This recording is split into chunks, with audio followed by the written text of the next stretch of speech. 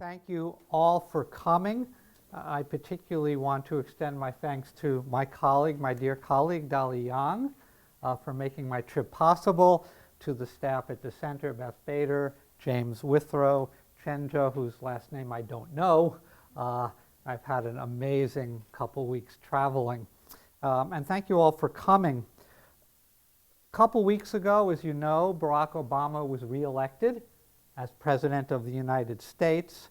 And in tonight's lecture, I want to talk about what effect, if any, that reelection will have on the judicial system of the United States, the people who become judges, and the kind of decisions they may be likely to make. More importantly, what effect does the election of a president have on the rule of law?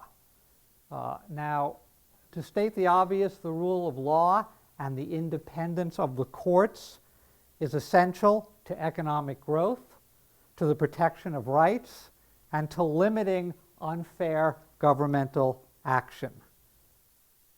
In the US, a key part of the rule of law is the independence of the courts. So what I'm going to focus on this evening is to think about how the US legal system was structured, what the people who wrote the Constitution, the framers of the Constitution, were thinking about, what steps they took to support judicial independence, and whether they succeeded. Did they make the courts independent? And that will lead into a discussion of how the elections will affect what courts do. Now, as Dolly suggested to you, this is not just an issue of importance to the US. On November 14th, there was an editorial in the China Daily talking about a press conference held at the Party Congress, and I just pulled out some quotations. A just judiciary is essential to a fair society. The editorial went on to say, questions citizens ask include, how will the judiciary maintain its independence in the face of interference by administrative authorities? How can we ensure that judges make independent judgments? So these are questions that are not only important in the United States, but also in China. Now, this is an audience of some Americans, some lawyers who are both Chinese and American, some Chinese students. So pitching the talk was difficult. So for many of you, you may know a lot of what I'm saying. So I apologize, and I hope in the question and answer period we can delve into topics that might interest you more. They could be on the election. They could be on, if you watch television or movies, how the American legal system is portrayed and why that portrayal has very little to do with reality. So hopefully we'll have time if what I say most of you know. I want to go back to the American War for Independence. And after that war, the colonies had to come up with a government. And one of their concerns was to make sure they didn't have a government that was too strong. They had fought against a government that was too strong, that they thought took away the liberty of the people. And in particular, they were concerned about courts. The British courts had been very active in taking away the freedom of the colonists. So they wanted to create a government that wouldn't threaten liberty. Now, how did they do that? Well, we have some insight from a remarkable set of documents that I hope many of you know, called the Federalist Papers. If you don't know them, I put two websites up. They're both maintained by the Yale Law School, and they essentially have every important document in American history. It's a remarkable website, the Avalon Project. The Federalist Papers were 85 articles published in New York City newspapers from the autumn of 1787 through the summer of 1788. They were published anonymously. That is, there was no name on them. The only name was Publius, the public. We happen to know today who wrote them. They were written by Alexander Hamilton, John Jay, and most importantly, James Madison. Now, James Madison talked a lot about the theory that was behind the Constitution. He stressed in particular the importance of separating the president from the Congress, from the courts. And he told us why in paper 47. He wrote, "The accumulation of all powers, legislative, executive, and judiciary, in the same hands, whether of one, a few, or many, and whether hereditary, self-appointed, or elective, may justly be pronounced the very definition of tyranny." So again, the concern with protecting the rights and liberties of the people, the concern that if all the branches are united, nothing will stop government from taking away the people's freedom. Now, why is this the case? Is it because Americans are particularly bad people? Well, it's not what Madison thought. In his most famous paper, number 51, he said the problem was human nature. If men were angels, no government would be necessary. If angels were to govern men, neither external nor internal controls on government would be necessary. If we were perfect, government would never threaten our liberty. But Madison continued, in framing a government which is to be administered by men over men, the great difficulty lies in this. You must first enable the government to control the governed, and in the next place oblige it to control itself. So the challenge those who wrote the Constitution saw was how to create a government strong enough to govern, but not so strong as to take away the liberty of the people. And Madison goes on in paper 51 to say the way to do this is not only to separate the branches, but to give members of each branch good reasons, incentives to fight for their branch against the other branches. He writes, ambition must be made to counteract ambition. Okay, if we think about the courts, what this means is the courts have to be separate from the other branches of government. They have to be given the ability to do their job, to follow the rule of law, without being influenced by what the president wants or what the Congress wants. How is this to be done? Well, there are both formal answers and informal ones. Formal answers are given in Article 3 of the U.S. Constitution, and the first one is life tenure. Section 1 says the judges shall hold their offices during good behavior. The idea is simple. If the president doesn't like what a judge has decided, nothing the president can do. That judge has her position for life. If the Congress gets mad at a judge, nothing it can do. He holds his position for life. Framers were smart, though. They said it's one thing to have a job, it's another to have a salary. We have to guarantee salaries because a president could say, you can keep your job for life, but we're not going to pay you any money, right? So Article 3, Section 1 says the salary of judges cannot be lowered. Doesn't have to be raised, but it can't be lowered during their time in office. So those are the structural guarantees of judicial independence. But if you think about it, following the rule of law, maintaining independence, is threatened not only by the president and by Congress, but by other factors as well. I don't know how many of you know this symbol. She's called the blind goddess of justice. And you can see she's holding the scale of justice by which she weighs truth. She has a sword that represents the power of righteousness, the rule of law. But most importantly, she is blind. Right? She cannot see.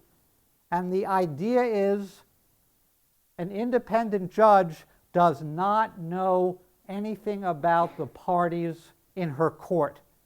She doesn't know if they are rich or poor, great corporations or poor criminal defendants, men or women, white people or black people, Americans or Chinese. All right? She applies the rule of law regardless of who is in her court. Now, it has often been said that American courts don't follow this, that they often have preferences, say, for the wealthy against the poor. Indeed, it is said in the last 30 years or so, the United States Supreme Court has more often than not sided with great corporations against individuals. So clearly part of judicial independence is being independent from other forces, forces other than the President and the Congress. The two guarantees of life tenure and not lowering salaries are clearly not enough to protect the rule of law against these kind of challenges. So in the United States, I think there are 5 ways in which the judicial system tries to protect judges. And the first is that all judges are trained as lawyers. Legal training at its best teaches lawyers to focus on the law and not on other forces. Second, there's a code of ethics for lawyers, that learning what a judge ought to look at when making a decision and what he can't look at. And all law students have to take a course in ethics and then take a national exam. The hope is, again, it will help focus lawyers who become judges on the law. Third is that judges are well paid.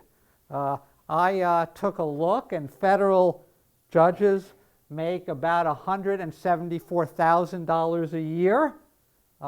Supreme Court justices make over $200,000 a year. I can tell you as a political science professor, that's a lot of money, right? They do all right. Fourth is that trials are open to the public. Anyone in this room can walk into any courtroom in the United States and watch what is happening. And judges don't like to be thought of as being bad people, as always siding with rich corporations or with poor defendants. So the hope is that keeping trials open to the public will allow everyone to see what judges do. And you combine that, fifth and finally, with media coverage, newspapers, radio stations, television reporters can walk into any courtroom, take notes, and report to the public what judges are doing. And again, the hope is that this will keep judges focused on the law and not on the parties for them. In addition, of course, decisions can be appealed. And in the federal system, and I'll put up a slide in a little bit talking about that, they are appealed to 3-judge panels. The idea here is that if one judge is biased, the 2 others won't be. So it's kind of a check on the system, and then you can appeal to the Supreme Court, but it does not hear many cases. So that's the theory. Does any of this work? Do judges in the United States act independently, and do they follow the rule of law? Starting in the 1970s or so, political scientists began to explore this question. And what they found, in essence, is that these factors work reasonably well, which means they don't work perfectly. That judges and the courts on which they serve are not always independent. Now, I put up a slide here for those of you who are not familiar with the court system of the United States government, which is different than the court system of each of the states. They're similar, but I will be focusing on the federal system. There are U.S. district courts where trials are held when the issue is either a violation of federal law or a dispute about a federal law. There are 90 district courts. They hear cases individually, and spread across the United States are 677 individual federal district court judges. There are 13 appellate courts, courts of appeals, distributed geographically into 13 circuits. 11 of them have numbers, and then there's a U.S. Court of Appeals for the Washington, D.C. circuit, and a U.S. Court of Appeals for the Federal Circuit. In Chicago, we happen to live under the jurisdiction of the U.S. Court of Appeals for the Seventh Circuit. And actually, 3 of my law school colleagues are judges on that court. They hear cases in panels of 3 judges, and there are 179 U.S. Courts of Appeals judges. And then finally, there is the Supreme Court of the United States, which has 9 justices, 8 associate justices, and 1 Chief Justice, who today is John Roberts. Okay, that is the system. Now, one of the challenges the courts face is, although Dolly Young told you how powerful they are, there's an argument that they are very weak. And they are weak because the people who wrote the Constitution did not trust them. They were worried about the courts of Britain and did not want to create another strong institution. Going back to the Federalist Papers, Alexander Hamilton wrote paper 78, in which he talked about how weak the courts were. And I quoted some of his sentences, but I want to call your attention to the longer paragraph, a very famous one. He wrote, "The judiciary, from the nature of its functions, will always be the least dangerous to the political rights of the Constitution. It will provide the least threat to taking away people's liberty because it will be least in capacity to annoy or injure them. The executive not only dispenses the honors, but holds the sword of the community. The president can send out the military. Courts can't. The legislature not only commands the purse, but prescribes the rules by which the duties and rights of every citizen are to be regulated. The Congress can pass legislation spending money. The courts can't." And then most famously, Hamilton writes, "The judiciary, on the contrary, has no influence over either the sword or the purse, no direction either of the strength or of the wealth of society, and can take no active resolution whatever. Courts can't send out the military. They can't control the budgets." Hamilton concludes, "It may truly be said to have neither force nor will, but merely judgment, and must ultimately depend upon the aid of the executive arm, even for the efficacy of its judgments." In other words, the courts are dependent on the president to follow their decisions, and they have no tools to make the president do so. So let's talk about the tools the Congress and the president have that can pressure the court, despite the guarantees of independence, to decide cases the way the president and the Congress want. And I've come up with a list of 8 of them. The first one is the selection and appointment of judges. And we'll talk about that in a little bit. It's in Article 2, and what it says is the President shall nominate and by and with the advice and consent of the Senate appoint. President nominates a judge, the Senate must approve. Does not always happen. Second is impeachment, the removal of judges. In theory, at least, Congress has the power to remove a judge from office.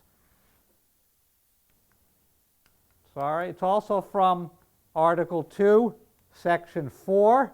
Judges may be removed from office on impeachment for and conviction of treason, bribery, or other high crimes and misdemeanors. Doesn't happen very often. No Supreme Court justice has ever been removed from office, and only about a dozen federal judges have over 200 plus years of American history. 203, constitutional amendments. If the court interprets the Constitution and Americans think the court is wrong, it is possible to rewrite the Constitution. It's very hard to do. Requires a vote of 2/3 of each house of Congress and agreement by 3/4 of the states. Happened very rarely, 27 times in American history, and the first 10, the Bill of Rights, were all added in 1791. So since then, only 17 amendments. So theoretically possible, but hard to do. Point 4, withdraw jurisdiction. This is a little complicated, but in essence, Congress has the power under the Constitution to tell the courts in many circumstances what kinds of cases the courts can hear. So Congress could, if it didn't like what the courts were doing, try to say, you can't hear these kind of cases. When President Bush was president, the Congress twice passed laws saying the Supreme Court cannot hear any case brought by any person held at the U.S. naval base in Guantanamo Bay. The court said, oh yes, we can. And the court actually won that argument. But certainly the message to the court was very clear that the Congress was not happy with what the court was doing. Number 5 is that Congress controls the budget of the court. Yes, Congress cannot lower the salary of judges, but it can say to them, you don't need computers. You can use a typewriter. You don't need to work late at night. We're not paying your electricity. Now, the Congress has never done that, but the courts claim the Congress has not been giving them enough money. Last year, Justice Sonia Sotomayor of the U.S. Supreme Court visited the University of Chicago Law School. And she met with faculty and she gave some talks. And at one point, she talked about the budget, and I wrote down what she said. She said, quote, we justices of the Supreme Court worry about not getting a pay raise, close quote. So if the justices want a pay raise and Congress is the institution that raises their pay, they may not be willing to make decisions Congress doesn't like. Point 6, congressional reversal. Let's say the court says, we think a law Congress passed means X, and the members of Congress don't think so. They can rewrite the law to make it clear what they meant. This happens a fair amount of time. A good example is after he was elected president the first time, the first law that President Obama signed rewrote a law helping women that the Supreme Court had interpreted to not help women. So it was a very good example of Congress rewriting a law. Number 7 is presidential unwillingness to implement a decision. This harks back to Alexander Hamilton in Federalist Papers 78, when he said the court depends upon the aid of the executive. A famous example comes from President Andrew Jackson, who was president in the 1820s. And the Supreme Court, under the leadership of Chief Justice John Marshall, made a decision that President Jackson did not like. And it is said that in response, President Jackson said, "John Marshall has made his decision, now let him enforce it." And the decision was not enforced, and it was actually ignored. Two more recent examples. In 1954, the U.S. Supreme Court, in a very famous case called Brown versus Board of Education, said that laws in 11 states in the South, the southern states, that said white children and black children had to go to separate schools, the court said that violated the Constitution. It turned out that the president at the time, President Eisenhower, did not agree with the decision. He did nothing to enforce it. President Kennedy, who followed, might have agreed, but he did nothing to enforce it. So 10 years after Brown versus Board of Education, 99% of black children in the South still went to school only with black children. It wasn't until President Johnson and an important law, the 1964 Civil Rights Act, that anything began to change. Similarly, there's a case some of you may know, Roe versus Wade, in 1973, in which the Supreme Court said that no state could prevent a woman from ending her pregnancy, having an abortion, if she was early in her pregnancy. Republican presidents have not agreed with the decision and have not supported it, and one of the results is that in many states of the United States, it may be a constitutional right to have an abortion, but it is virtually impossible to have one. And that leads to point 8, local opposition and unwillingness to implement a decision. Both Brown versus Board of Education and Roe v. Wade required local officials, state governors, state legislatures to act. If they were opposed to the decision, very little changed. A more recent example, as you may know, the major piece of legislation that was passed during the first Obama administration was a national health care law. The Supreme Court held it constitutional last summer. A number of states have said, we will not follow it. We will not implement it. The governor of Florida said that last week. At the election 2 weeks ago, the people of Alabama voted to tell their government not to follow the decision. So this power to resist is alive and well. There have also been empirical studies, and I want to tell you about some of them. One deals with the Solicitor General of the United States. That is the officer in the Department of Justice who represents the United States in judicial proceedings. Turns out the Solicitor General has an office in the Supreme Court. There are 10 offices in that building, the 9 justices and the Solicitor General of the United States, who is often referred to as the 10th justice. Solicitor General is involved in approximately 2/3 of all U.S. Supreme Court decisions and wins about 2/3 or more of the time. Now, why is that? Is it because the Solicitor General is a very good lawyer with lots of experience? Maybe. Or is it because the Supreme Court knows it needs the support of the president for its decisions to be implemented? Maybe. We don't know. What about public opinion? If the Supreme Court were to follow what the public wanted, then the court would not be independent of the public. The rule of law would not be followed.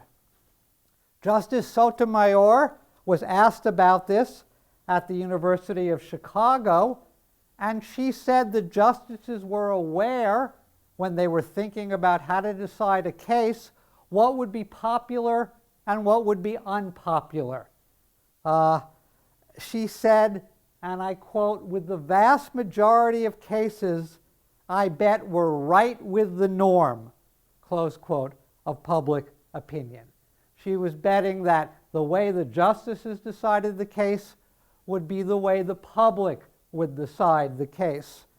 And it turns out empirical studies have shown that she is right. In almost every area of law, in 14 different areas, the majority would decide the case the same way the Supreme Court has. There's a famous old book now, first published in 1960 by the University of Chicago Press, but that's a happy accident. The author is Robert McCluskey. It's called The American Supreme Court. It's in its 5th edition. And looking at all of American history, he says the court always follows public opinion. Oh, the court seldom strayed very far from the mainstreams of American life. It is hard to find a single historical instance when the court has stood firm for very long against a really clear wave of public demand. Now, why is this? Well, maybe it's because the justices, being part of American society, accept the general understandings of that society. Or maybe it's because they're being influenced by public opinion threatening the rule of law. Well, what about prejudices? Maybe they're judges who don't think women should be equal to men, or Asian people should be treated the same as white people. That could influence the rule of law. And political scientists have tried to understand if a judge's political preferences influence how she decides a case. And the major work is called the attitudinal model. And the pioneers here were two people, two political scientists, Jeffrey Siegel and Harold Spaeth. And in 1993, they published a book called The Supreme Court and the Attitudinal Model. And I've also put up an earlier article by Jeffrey Siegel and Albert Cover, which also tests this argument. What they did is they looked at the vote of all the Supreme Court justices who served between 1953 and 1987 in cases dealing with civil liberties. That was 17 justices. And what they wanted to know is, could they predict how the justices would vote based on something in their lives before they became justices? And what they looked at was newspaper editorials from the time the person was nominated to be a justice until the Senate voted in favor of them. And just by reading those editorials, they correctly predicted over 80% of the justices' votes. All you had to do was say this was a free speech case, a discrimination case, and the model would tell you how a justice would vote, and they were correct over 80% of the time, and if they removed one inconsistent justice, they were correct 86% of the time. Now, is this because the justices are consistent in how they interpret the law, or because they don't follow the law at all and they follow their preferences? Can't tell from this. Another study done by my former colleague Cass Sunstein on the U.S. Courts of Appeals. Now, it turns out, remember, these are decisions by panels of 3 judges. 97% of the time, they are unanimous, which is good for the rule of law. 97% of the time, they agree. But what happens when they don't agree, when the vote is 2-1? Well, Cass Sunstein and his colleagues looked at nearly 5,000 opinions, which meant there were nearly 15,000 individual votes. And they looked in 14 areas of law dealing with discrimination and economic regulation from 1995 to 2004. And what they found is that judges appointed by Republican presidents voted in a liberal direction 38% of the time, while judges appointed by Democratic presidents voted in a liberal direction 51% of the time, a 13 percentage point difference based on the political party of the president who appointed the judge. It is hard to explain this other than saying these judges are bringing their own political preferences to the law.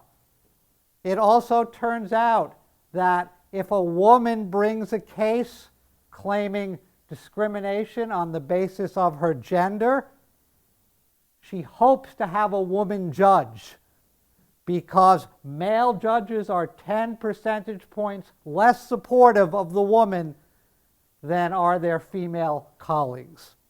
Similarly, if an African American brings a case claiming he or she was discriminated against because of their race, white judges are about 10 points less likely to support them than black judges. All this suggests that the rule of law is not perfectly followed. Okay. Now let's bring this back to the re-election of President Obama.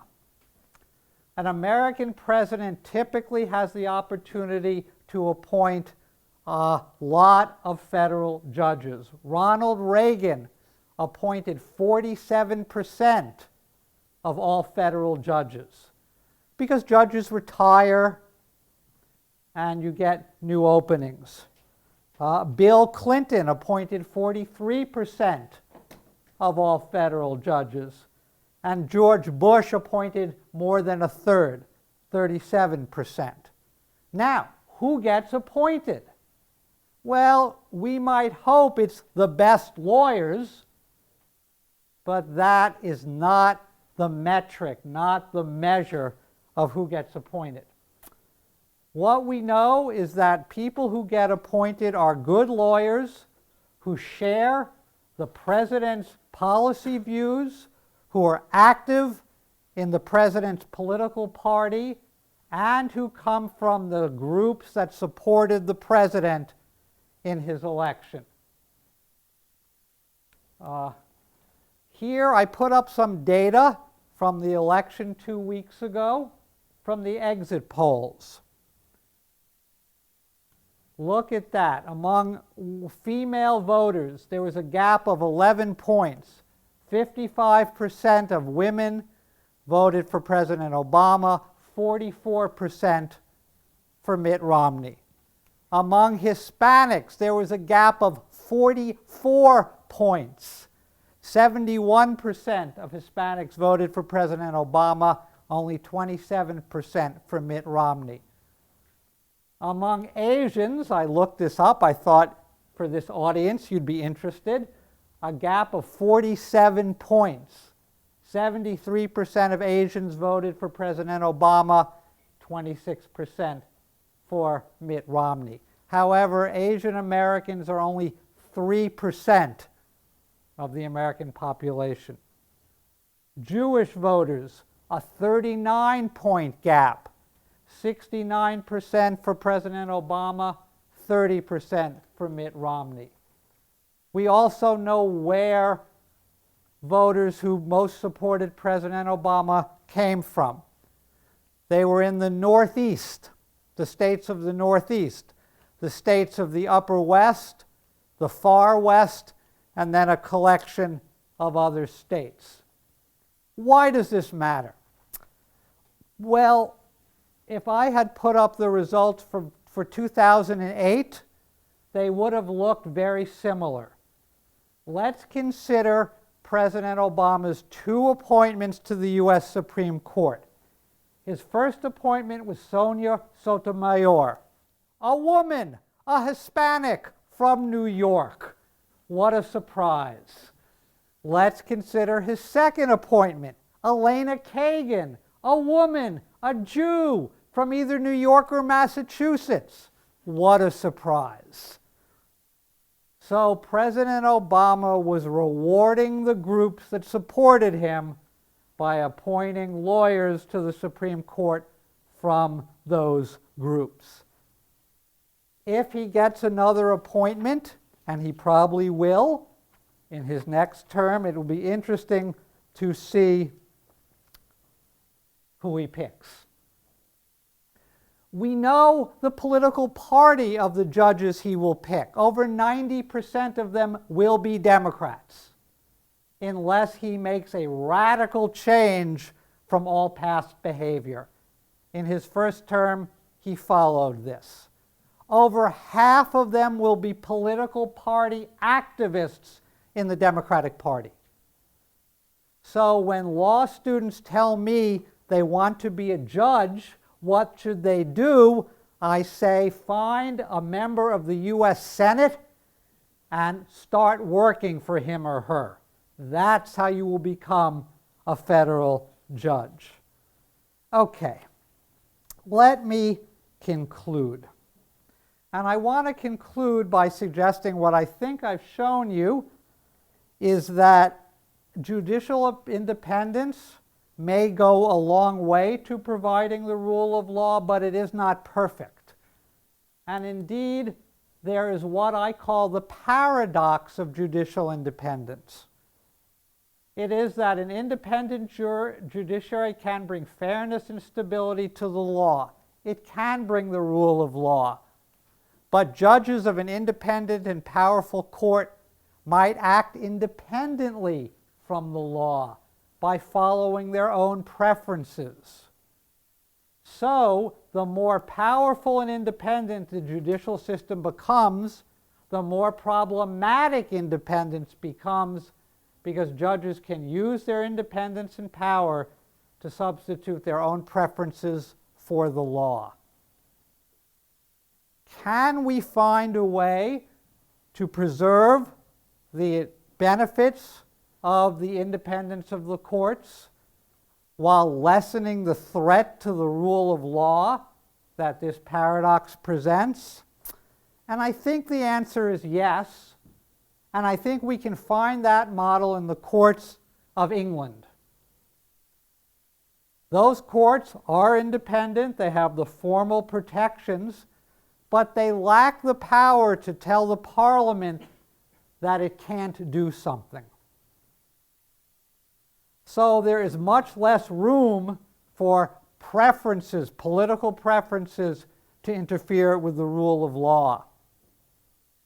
So England may provide a better model than the United States for how to maintain the rule of law and limit the danger of judges using their own preferences. So I hope what I've done in this talk is to show you that while judicial independence is a necessary condition for the rule of law, it is not a sufficient condition. It is not enough in and of itself, and a society that wants the rule of law will have to work very hard both to create structural protections for the courts and to add informal ones, and needs to think hard about what role it wants courts to play. Thank you for listening, and I'd be very happy to hear your questions. Thank you. Thank you.